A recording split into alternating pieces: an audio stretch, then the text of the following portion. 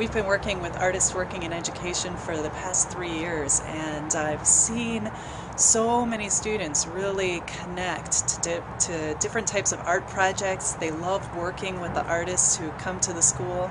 They love the projects they're able to participate in, and they take great pride in the things they've accomplished. We did these 3 banners. I liked that it was hands-on, that the students got to do a lot of the sewing and embroidering and making their own little piece, putting their own little piece into it.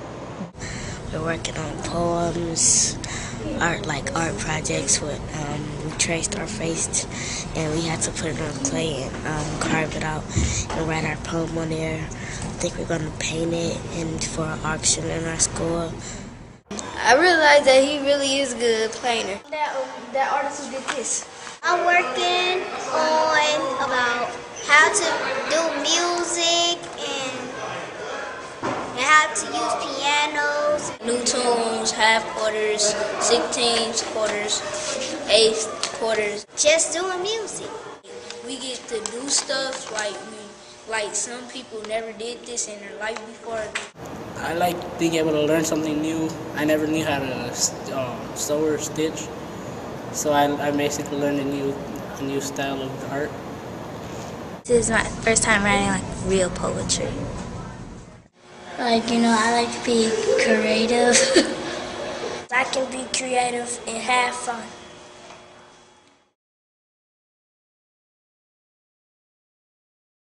The arts have helped me see outside of the box. They've opened my range of thinking. And art means that there's no right or wrong. That's right, because it's all about what you bring to that artwork. It's your perception that you're bringing in everything that you've done your whole life to that moment in time. I think it helped academically because the kids were using the words that we've introduced: slab, clay, sculpture. We teach them some really basic music concepts, and there is some math involved with that, so we do kind of see an increase in kids' capacity to recognize that music is part science, part math, and putting those equations together of how to complete their loops and how many counts is a whole note, or how many counts is an eighth note, how many counts is this and that, and they have to kind of figure it out.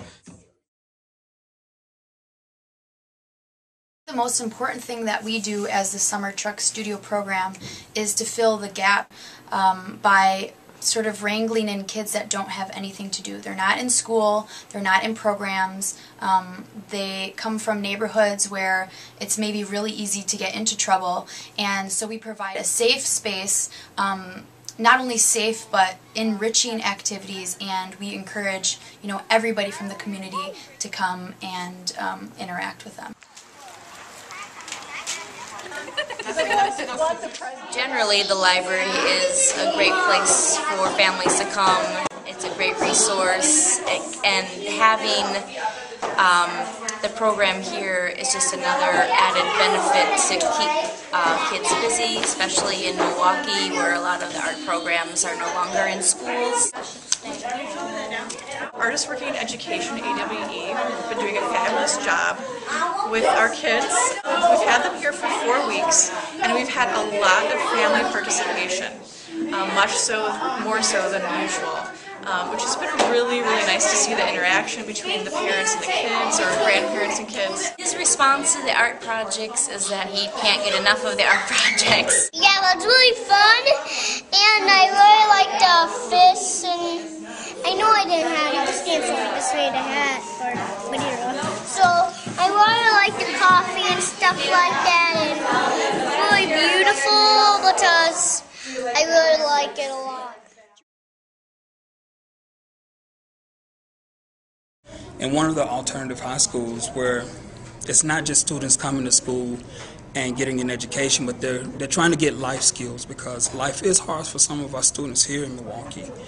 And with one of them, I actually ran into him after he had graduated, and he remembered a lot of the things that we talked about that had nothing to do with art, but how to live life, and was interviewing for a job and trying to go to college, which was much bigger than it was when we first met him, where he wasn't even sure where he was going to get his next meal from.